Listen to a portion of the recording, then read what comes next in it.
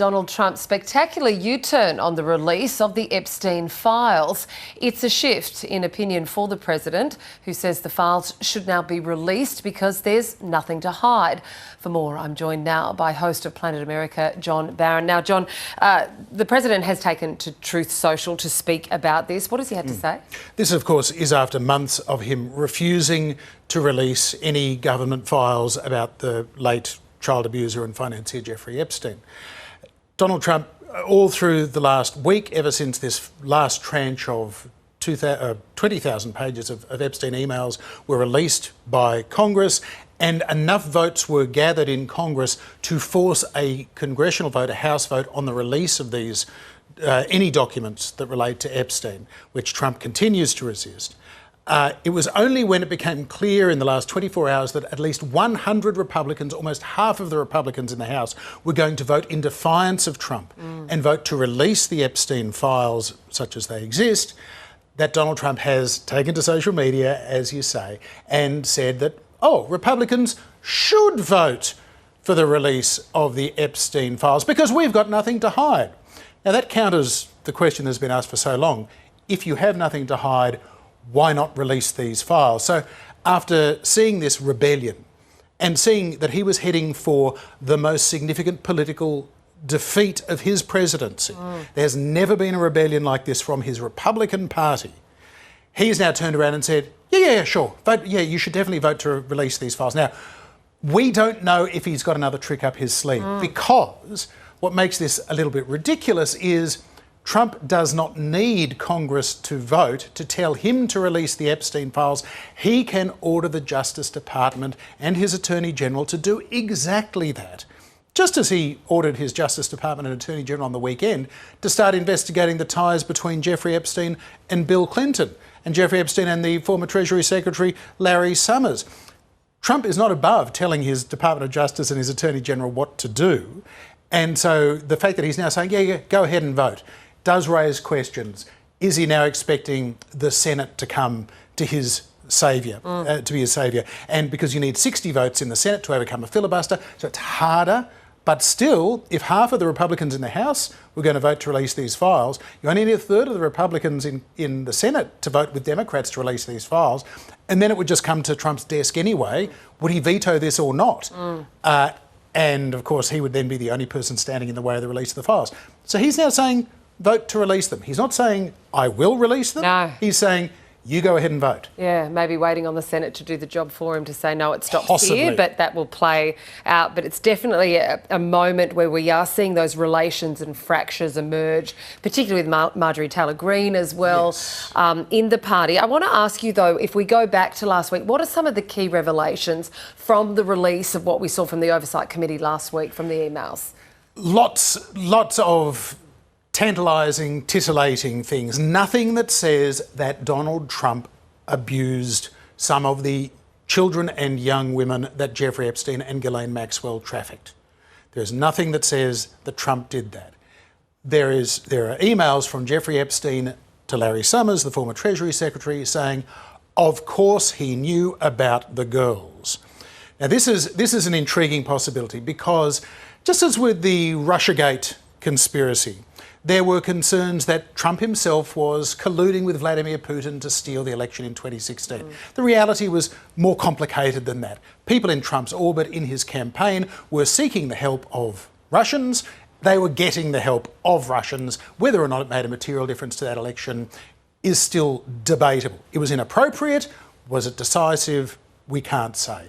In this particular case, some people believe and will go to their graves believing, hey, Donald Trump, we know about all the allegations. We know about the E. Jean Carroll case, where he was civilly convicted of being liable for sexual abuse of E. Jean Carroll to a civil standard, not a criminal standard. So we know there's all of this about Donald Trump. We know the grab him by the pussy tape that came out before the 2016 election. We know this guy. Of course he's guilty. But it could be that this is actually about something a little bit more nuanced than that. One, wealthy friends of Donald Trump are definitely named in these files. He's been trying to protect them, but also he's trying to protect the fact that he knew. How could he not have known? And this is a question that I took up with the lawyer for 27 of Jeffrey Epstein's victims, survivors. Gloria Allred, who herself is a legend of American law. She has been involved with running the cases of women accusing the likes of Weinstein, Bill Cosby, Roman Polanski, so many other abusers of women. She's a feminist icon, although some will say, oh, she's just an ambulance chaser. But I wanted to know from her, if Donald Trump saw what was going on with Epstein, did not report it, that would clearly be politically very damaging, morally inexcusable, but would he have legal exposure? Could this be a legal problem? Here's what Gloria Allred had to say. If he knew that underage girls were being sexually abused, he wouldn't have a legal duty to report it. In other words, he's not what we call a mandated reporter. Mandated reporters are people like Child Protective Services or a doctor, perhaps, or a nurse. If they know they're mandated reporters, they have to report. Is the president of the United States a mandated reporter? No. So legally there, in her opinion, he'd be okay. But he would have a huge problem, particularly with his own political base. The MAGA movement is obsessed with the Jeffrey Epstein scandal. If their hero, Donald Trump, instead of being the person who in the QAnon MAGA narrative is actually the one to save the world from a conspiracy of pedophiles, if in fact it becomes known that Donald Trump, if this is the case, just covered up, turned a blind eye, didn't want to mess with his business partner. Oh, that's Jeffrey's business. And we know Donald Trump has already said, Jeffrey likes women as much as I do. In fact, he likes them on the younger side. The breadcrumbs around this are there already, plus the emails about his knowledge last week. So this is intriguing. Gloria Allred also goes into some things that will interest the people that are obsessed with this case. She refers to the suicide or homicide of Jeffrey Epstein. Wow. Now, that has been found by investigators to have been a suicide, and yet some people still believe that, well, he died in custody suddenly in 2019.